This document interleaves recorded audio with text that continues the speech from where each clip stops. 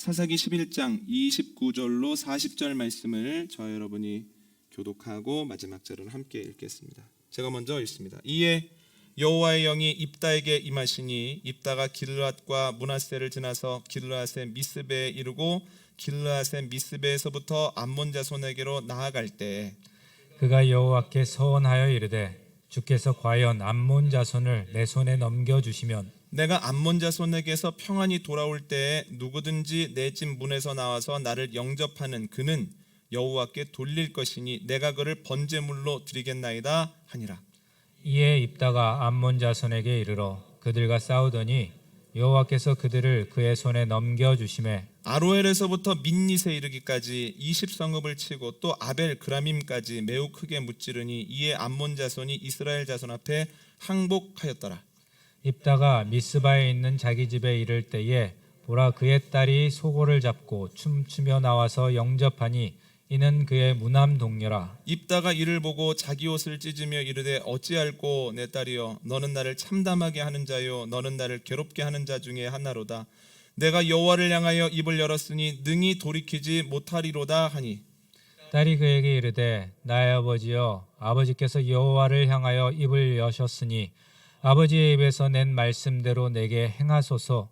이는 여호와께서 아버지를 위하여 아버지의 대적 암몬 자손에게 원수를 갚으셨음이니이다 하니라. 또 그의 아버지에게 이르되 이 일만 내게 허락하사 나를 2달만 버려두소서. 내가 내 여자친구들과 산에 가서 나의 처녀로 죽음을 인하여 애곡하겠나이다 하니 그가 이르되 가라 하고 2달을 기한하고 그를 보내니 그가 그 여자친구들과 가서 산 위에서 처녀로 죽음을 인하여 애곡하고 2달 만에 그의 아버지에게로 돌아온지라 그는 자기가 서원한 대로 딸에게 행하니 딸이 남자를 알지 못하였더라. 이것이 이스라엘의 관습이 되어 이스라엘의 딸들이 해마다 가서 길르앗 사람 입다의 딸을 위하여 나흘씩 애곡하더라. 아멘.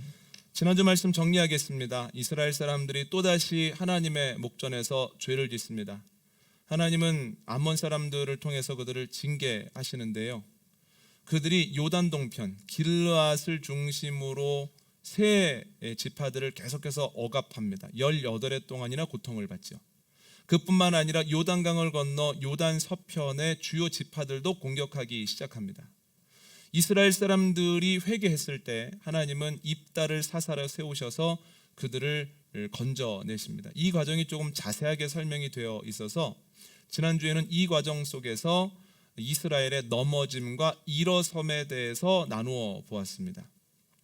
이스라엘 사람들은 죄를 지었을 때 넘어졌습니다. 그들이 지은 죄는 여호와를 버리고 우상을 섬긴 겁니다. 여호와를 버렸다라고 하는 것은 여호와도 섬겼다는 겁니다. 여호와도 섬긴 이유는 하나님과의 관계가 확실하지 않았기 때문입니다.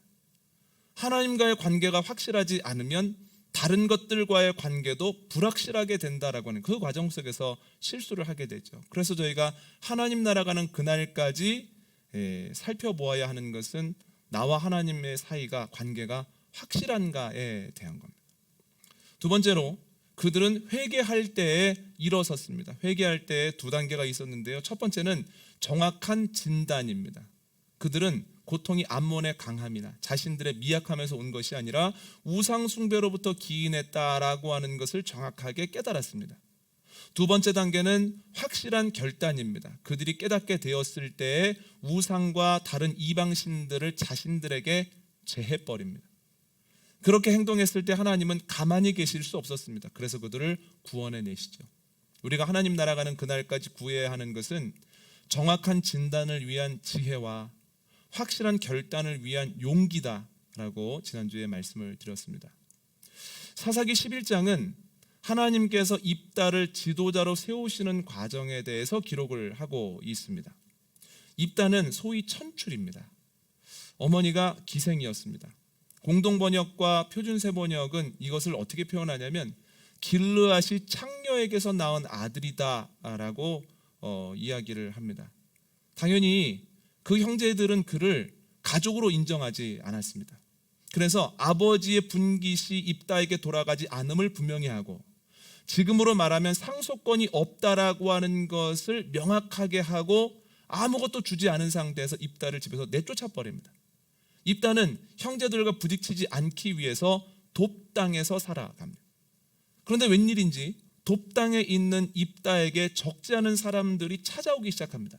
그 숫자가 어느 정도 되었을 때 그때부터 입다는 적지 않은 영향력을 갖게 되는데요.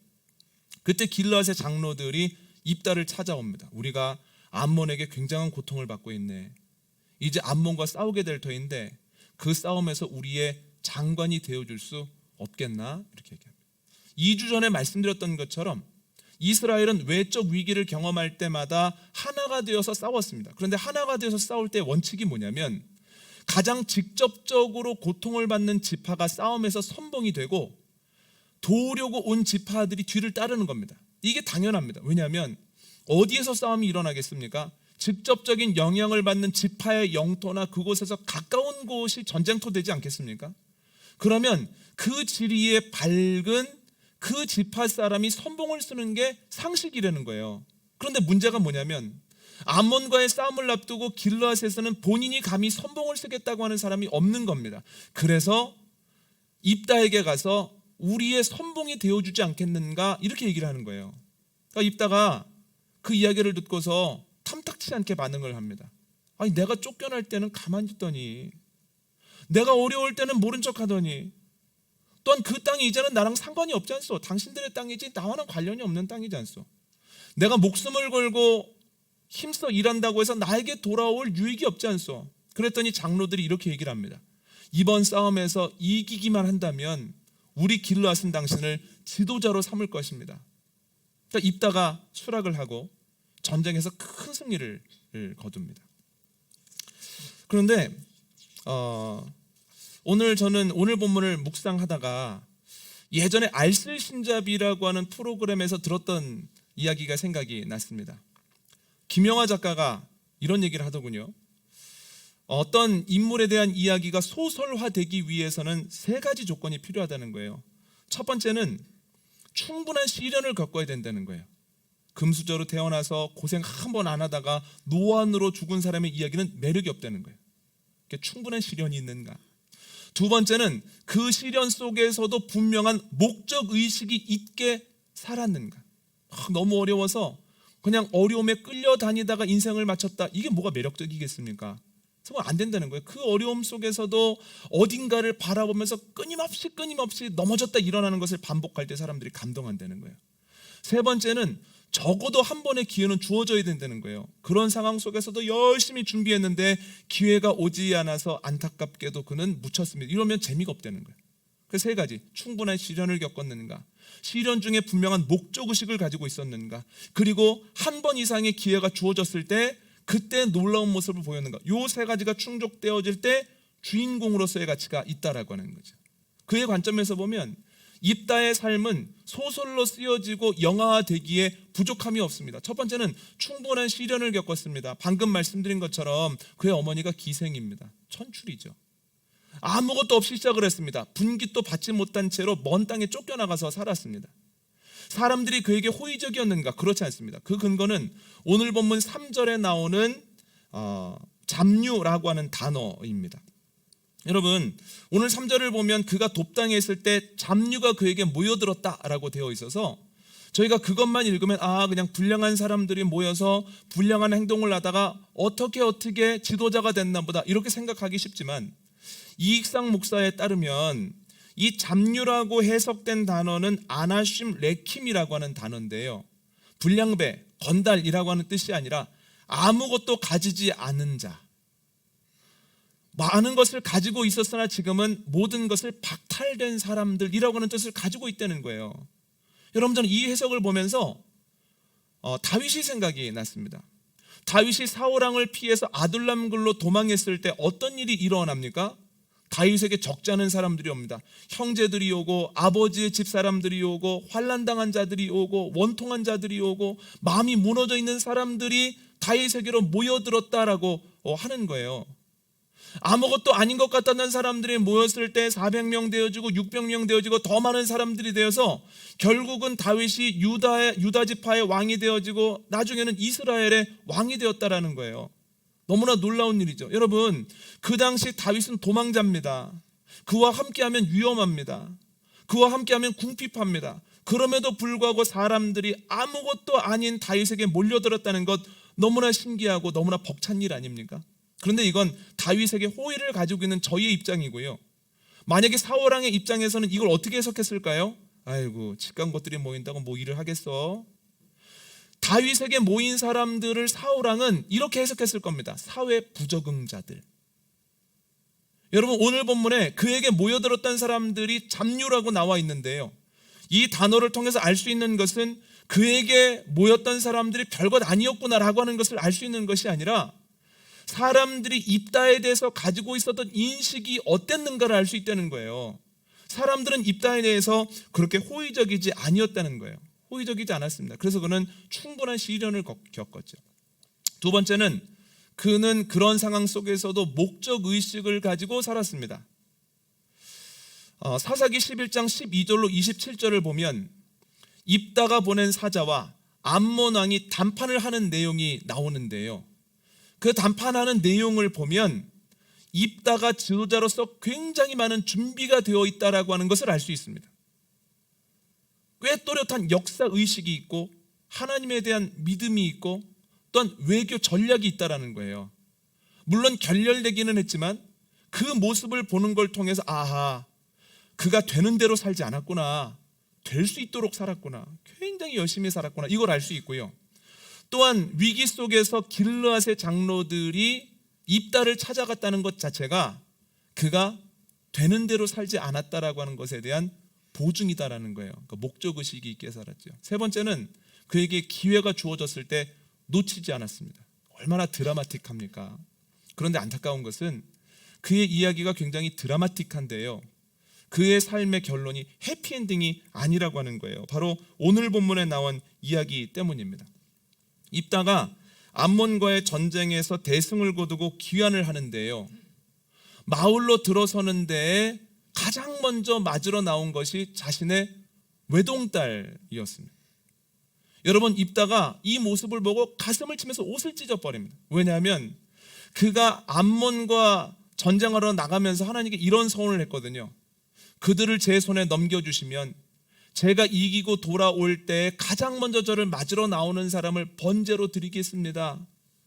그런데 자신의 딸이 앞에 나오니 어떡하겠습니까? 그래서 딸에게 자신의 소원의 내용을 이야기해 줍니다. 그랬더니 딸이 저에게 2달만 시간을 주십시오. 그리고 가까이 지냈던 친구들과 산에 가서 2달 동안 울고 내려옵니다. 그리고 소원한 대로 입다가 행했다라고 하는 거예요. 오늘 본문에는 3명의 죽음이 나옵니다. 첫 번째 죽음은 입다 딸의 죽음이에요. 39절을 보면 입다가 서원한 대로 번제를 드렸다고 나옵니다.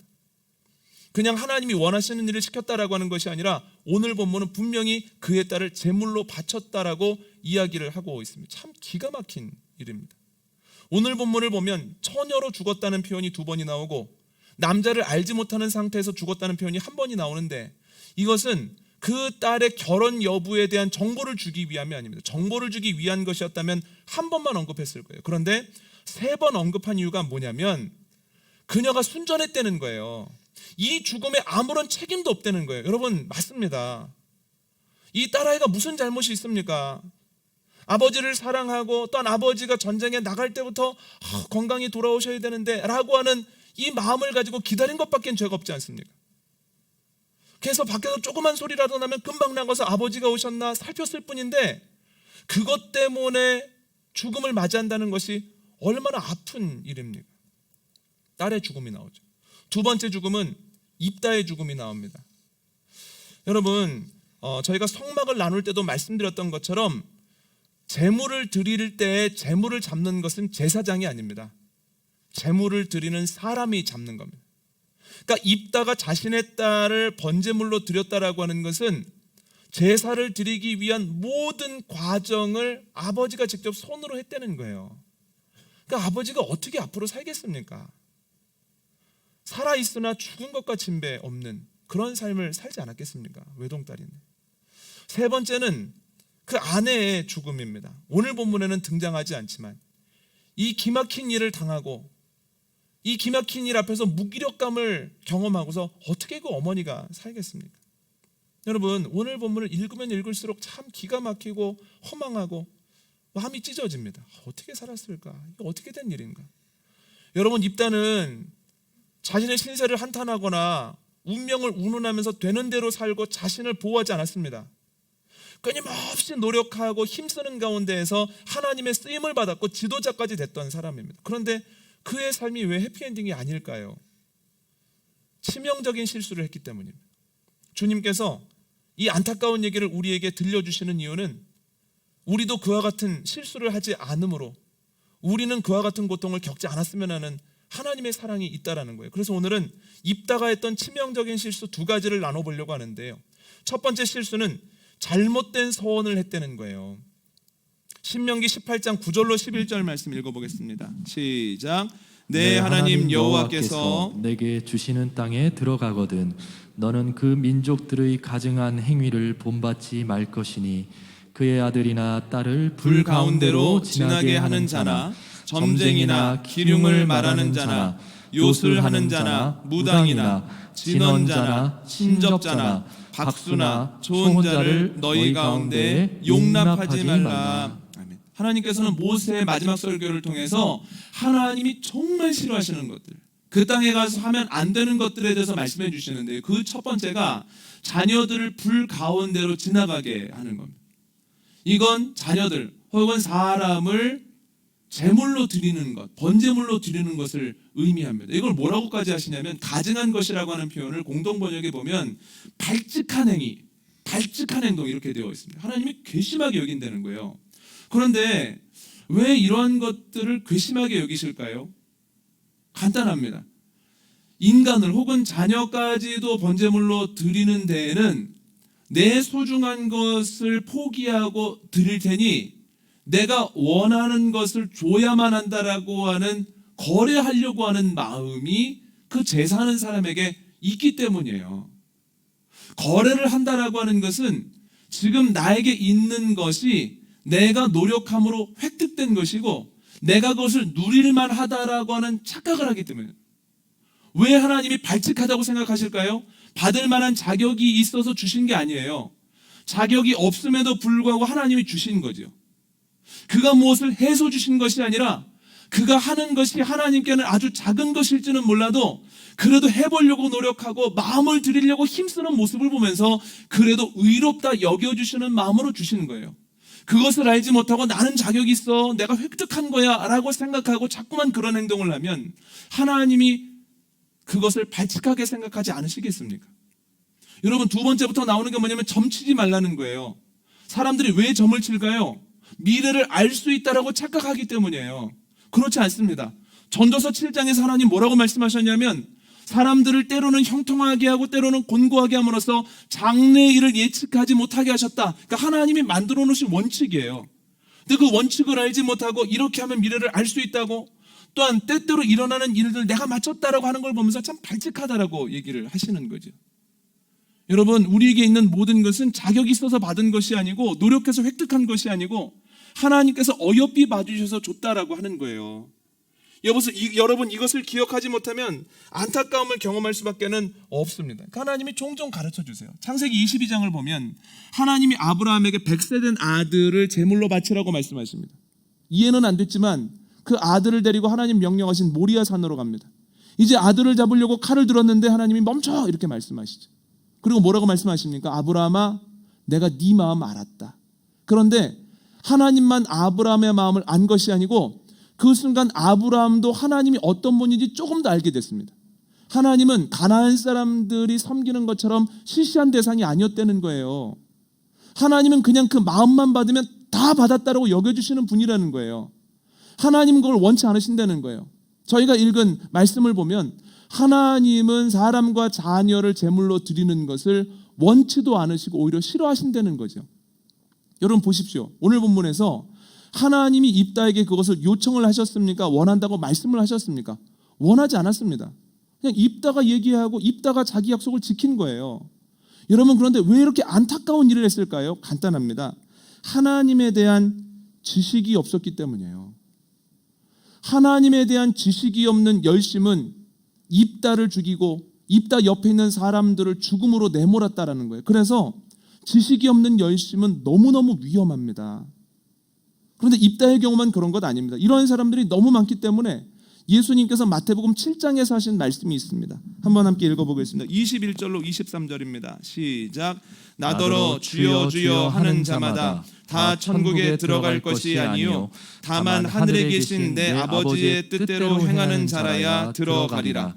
그 날에 많은 사람이 나더러 이르되 주여 주여 우리가 주의 이름으로 선지자 노릇하며 주의 이름으로 귀신을 쫓아내며 주의 이름으로 많은 권능을 행하지 아니하였나이까 하리니 그때에 내가 그들에게 밝히 말하되 내가 너희를 도무지 알지 못하니 불법을 행하는 자들아 내게서 떠나가라 하니라. 아멘. 예수님께서 말씀하십니다. 내 뜻을 알지 못하고 행하면 안 된다는 거예요. 두 가지 안타까움을 경험하는데, 첫 번째는 주님의 뜻을 알지 못하는 상태에서 열심을 냈을 때 주님께서 내가 너를 모르겠다라고 하는 거예요. 예전에도 말씀드렸지만 중요한 건 내가 주님을 아느냐가 중요한 것이 아니라 주님이 나를 아느냐가 중요합니다. 나는 주님을 안다고 생각하고 갔는데 주님께서 내가 너를 도무지 알지 못하겠다라고 말씀하시면 이 얼마나 허망하고 아프겠습니까? 그때는 물릴 수도 없는데요. 두 번째는 무엇인가 열심히 했는데 주님께서 그것을 기뻐하시지 않는다는 거예요. 오히려 불법으로 규정하신다라고 하는 거예요. 그래서 열심히 하는 것보다 중요한 것은 그 전에 선행되어야 하는 것은 하나님의 뜻이 무엇이고 하나님의 마음이 어디에 있는지를 깨달아 아는 겁니다. 목회자로서 이 말씀을 들을 때마다 마음이 무겁고 섬뜩섬뜩할 때가 있습니다. 우리 교회가 잘못된 결정을 해서 막 열심히 했는데 하나님께서 내가 니네 교회 보고 그거 하라 그랬냐? 그거 지으라 그랬냐? 그 프로그램 가지고 유명세 누리다 오라 그랬냐? 니네끼리 서로 즐겁고 니네끼리 서로 칭찬하다가 오라 그랬냐? 그러면 이 얼마나 슬플까? 목회자의 잘못된 결정 때문에 교우들까지 잘못 가게 되어지면 얼마나 그것이 아픈 일일까? 여러분, 함께 주님의 뜻이 무엇인지를 알기 위해서 힘쓰고 노력하는 가운데 우리가 노력하는 일이 하나님의 기쁨 되어지고 주님의 일 되어지기를 원합니다. 두 번째로 입다가 한 실수는 실수를 인정하지 않았다는 거예요. 오늘 본문을 묵상하면서 하도 마음이 아파서 제가 입다의 상황이라면, 제가 전쟁을 이기고 돌아오는데 만약에 외동딸이 소고를 들고 춤추며 나왔다면 어떻게 행동했을지를 생각해 봤습니다. 저는 하나님께 나아가서 물르자고 했을 겁니다. 하나님, 제가 그때는 너무 암몬 사람이 무서워서 입으로는 믿음이 있다고 했는데 실제로는 믿음이 조금 부족해서 얼마나 무서운지 이상한 서원을 했습니다. 그때는 제가 제정신이 아니었나 봅니다. 아무 말이나 했습니다. 죄송합니다. 이거 좀 물려주십시오. 저 외동딸 없이 못 삽니다. 주님, 이거 좀 물려주십시오. 계속해서 물려달라 그럴 것 같아요. 언제까지 하냐면 물려줄 때까지 할 것 같습니다. 계속해서. 그런데 왜 그렇게 할 수 있느냐 생각해보면 주님께는 부끄러운 것이 없습니다. 여러분, 제가 교우들 앞에서는 부끄러운 것이 꽤 많을 것 같습니다. 왜냐하면 제 어렸을 때부터의 모습도 알지 못하시고 제 안에 깊숙이 있는 생각들도 교우분들은 알지 못하시기 때문에 이 단에 있으면 그래도 번듯해 보이지 않습니까? 그런데 그런 상황 속에서 제 안에 있는 것들을 그대로 꺼내 보여드리고 제가 얼마나 부끄러운 행동들을 하며 살아왔는지를 말씀드리면 여러분들이 막 실망하고 야, 저러네 하면 얼마나 힘들겠습니까? 그러니까 여러분들 앞에서 부끄러운 것을 내보이는 것은 꽤 주저스러운 일입니다만 하나님 앞에서 뭘 못 꺼내겠습니까? 제 어렸을 때부터 지금까지, 태어날 때부터 지금까지 다 보셨는데 하나님께 보여드리지 못하고 부끄러움을 느낄 만한 게 뭐가 있겠습니까? 주님께서 제 마음 깊은 것까지 다 통달하고 계시는데 무얼 주님 앞에서 숨길 필요가 있겠습니까? 그러니까 주님, 저 원래 이거밖에 안 되지 않습니까? 제가 이렇게 연약하지 않습니까? 제발 돌려주셔야 할 것 같아요. 그런데 오늘 본문의 입다를 보면 그렇게 하지 못합니다. 그 이유가 무엇일까요? 애정이 없었는가? 그렇지 않습니다. 딸이 나오는 모습을 보고 공동번역을 보면 네가 칼을 내 가슴에 꽂는구나 이렇게 얘기하거든요. 너무너무 가슴 아픈 일이에요. 그러면 취소하면 될 텐데 왜 안 할까? 왜 안 할까? 묵상하면서 드는 생각은 하나님께도 그 말하기는 부끄러웠나 보다. 그런데 왜 부끄러웠을까? 여러분, 그래, 나는 사람들도 인정하지 않고 무시하던 참 보잘것없는 자였지. 보잘것없는 자로서 하나님 앞에 서게 되어지면 못할 말이 없고 부끄러운 것이 없습니다. 그런데 나는 길르앗의 지도자야.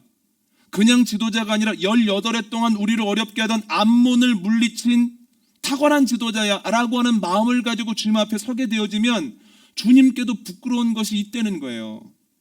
왜 길르앗의 지도자로서 쓸까요? 지금 자신의 모습이 전적인 하나님의 은혜로 된 것이 아니라 그래도 내 노력과 내 능력과 내 사람들을 통해서 되었다라고 착각하기 때문이에요. 자기가 자수성가했다라고 착각하며 은혜를 잊어버리게 되었을 때 그는 되돌이킬 기회를 상실해 버렸다는 거예요. 여러분, 그래서 내가 자수성가했다라고 착각하는 것은 매우 매우 위험한 일입니다. 입다와 반대되는 사람이 바로 다윗입니다. 여러분, 다윗은요 하나님 앞에 설 때는 늘 어린아이였습니다. 소자였습니다. 그래서 여호와의 법궤가 들어올 때 얼마나 기쁜지 막 춤을 추다가 바지가 내려가지 않습니까? 그러니까 아내가 이 바지 내려갔다고 이게 뭐 하는 짓이냐고 그랬더니 아유, 하나님 어렸을 때부터 다 봤어 이러면서 웃으면서 막 또 춤을 추잖아요. 왜 그렇습니까? 왕으로서 주님께 춤을 추는 게 아니라 아이로서 춤을 추거든요. 그가 죄를 지었을 때 하나님께 나가서 막 회개합니다. 어린아이처럼 펑펑 웁니다. 얼마나 울었는지 시편을 보면 내 눈물로 인해서 침상이 떠버렸다라고 할 정도로 웁니다. 왜 그렇습니까? 왕으로서 선 것이 아니라 어린 아이로서 섰기 때문입니다. 연약한 자로서. 그가 연약한 자로서 하나님 앞에 섰을 때 하나님께 부끄러운 것이 없어 다 아뢰을 수 있었고 다 그 죄를 아뢰을 때 그가 용서받게 되고 제자리로 회복하게 되었다라고 하는 거예요. 여러분, 무엇이 중요합니까? 하나님의 은혜로 내가 여기에 왔기 때문에 자수성가한 자로서가 아니라 아무것도 아닌 자로서 은혜를 입은 자로서 주 앞에 서는 것이 중요하다라고 하는 거죠. 설교의 제목을 지으면서 뭘 할까 여러 고민을 하다가 그 중에 하나가 이거였습니다. 주님의 마음에 대한 무지와 자수성가했다라고 하는 착각이 그 사람과 그 옆에 있는 사람을 죽인다. 여러분, 주님의 은혜를 잊지 않고 모든 것이 주님의 은혜라고 하는 것을 고백하는 저와 여러분 되시기를 원합니다. 아, 목사님, 제 노력해서 한 게 있습니다. 제가 노력으로 된 거 아닙니까? 라고 말씀하실 수 있지만 하나 예를 들어볼까요? 여러분, 제가 대학교를 다니고 또한 대학원에서 공부를 할 때 아이들을 가르칠 수 있는 기회가 있었습니다. 근데 아이들을 가르쳐 보니 아이들이 크게 세 가지로 나뉘어지더군요. 첫 번째는 하나를 가르쳐 주면 열을 아는 친구들이 있습니다. 안 가르쳐 줬는데도 그 다음 나올 것들을 막 이렇게 압니다. 두 번째는 하나를 가르쳐 주면 그 하나를 잘 이해하고 꽉 기억하고 있는 친구가 있습니다. 한 부류는 하나를 가르쳐 주는데 열을 걸리는 친구들이 있습니다. 열을. 알았냐고 하면 알았다고 하는데 뒤돌아왔다가 다시 물어보면 또 모릅니다. 그래서 수십 번을 설명해야 아는 친구들도 있더라고요. 어제 가르치고 오늘 가르치잖아요. 그러면 어떤 친구들은 어제 가르친 것과 오늘 가르친 것이 어떤 연관이 있는지 설명하기도 전에 알아서 창조적인 이야기를 막 합니다. 똑똑한 친구들이 있어요. 두 번째는 어제 가르친 것과 오늘 가르친 것이 어떤 연관이 있는지를 알려주면 그것들을 잘 붙잡는 친구들이 있습니다. 그런데 어떤 친구들은 오늘 것을 가르쳐주면 그것을 마음속에 넣는 과정 중에 어제 이해했던 것이 다시 밖으로 빠져나가는 친구들이 있어요. 그렇게 노력해서 넣어놨는데 오늘 거를 듣다가 빠지는 거예요. 제가 그때 느낀 게 뭐냐면 아하, 열심히 노력해서 된다고 하지만 노력해서 발전할 수 있는 것도 은혜를 받은 거구나, 달란트를 받은 거구나. 제가 이 말씀을 드리냐면 내가 은혜를 받았다라고 하는 사실을 깨닫지 못하면 이걸 가지고 끊임없이 가까이 있는 사람들을 채근합니다. 나는 되던데 너는 왜 안 되냐? 나는 해서 이뤘는데 너는 왜 못하냐? 계속해서 이야기를 하는 과정 중에 본인의 마음이 죽음에 이르고 그 말을 듣는 가족들, 특히 자녀들의 마음이 죽음에 이른다는 거예요. 여러분, 기억하십시오. 해서 되는 것도 은혜입니다. 그 달란트도 하나님이 주셨다는 거예요. 하나님이. 여러분, 예배 시간에 눈이 떠지는 것도 은혜입니다. 아이, 또 자네? 아이, 눈이 떠지는 게 은혜라니까요. 그럼 목사님, 아무것도 하지 말란 얘기입니까? 아니요, 그렇지 않습니다. 나는 되는데 너는 왜 안 되냐라고 얘기하는 것이 아니라 주님께 나아가 기도하는 수밖에 없습니다. 주님, 저에게 주셨던 은혜를 그 사람에게도 좀 허락해 주십시오. 저를 깨우치셨던 하나님의 지혜가 그에게도 임할 때를 제가 기다리겠습니다. 저에게 주셨던 사랑을 그에게도 허락해 주시기를 원합니다. 기도할 때 언젠가는 하나님이 열리게 하시고, 또한 내가 원하는 것이 아니라 하나님이 그에게 주신 또 다른 달란트가 발견되어 야, 박수를 치며 하나님을 찬양하게 된다라고 하는 거죠. 여러분, 내가 여기까지 온 것이 아니라 주님의 은혜로 여기까지 왔음을 기억하고 주님의 은혜를 구하는 저와 여러분 되시기를 원합니다. 여러분, 우리가 입다와 같은 실수 그리고 가족들이 겪었던 고통을 반복하지 않기 위해서 두 가지 해야 됩니다. 첫 번째는 주님의 마음을 알기 위해서 노력해야 되고, 두 번째는 주님의 은혜를 잊지 않기 위해서 힘써야 됩니다. 그런데 그 두 가지를 위한 가장 좋은 방법이 뭘까요? 가정 예배입니다. 가족이 함께 모여서 그 말씀을 읽을 때 여호와에 대한 지식이 늘어갑니다. 말씀을 간단히 나누고 내가 말씀 가지고 어떻게 살려고 몸부림쳤는지를 함께 식사하며 나누다 보면 하나님의 은혜가 더욱 풍성해집니다. 그래서 가족 예배만한 것이 없습니다. 어떤 상황 속에라도 먼저 가족 예배를 시작하면 그 가족 예배를 통해서 주에 대한 지식이 늘어가고 우리가 은혜 받아 여기까지 왔다라고 하는 것이 그 가정에 흔들리지 않는 원칙이 된다는 거예요. 목사님 너무 어렵습니다. 아니요, 저희가 코로나 덕분에 새벽 예배가 음성으로 보내지지 않습니까? 그러면 함께 모여서 듣고 그것을 가지고 나누면 되지 않습니까? 그것도 어렵다면 매일 성경을 보면서 옆에 있는 것들을 말씀을 읽고 옆에 있는 해석을 보면서 충분히 주에 대한 지식을 늘려가고 주님에 대한 은혜를 매번 고백할 수 있다는 거예요.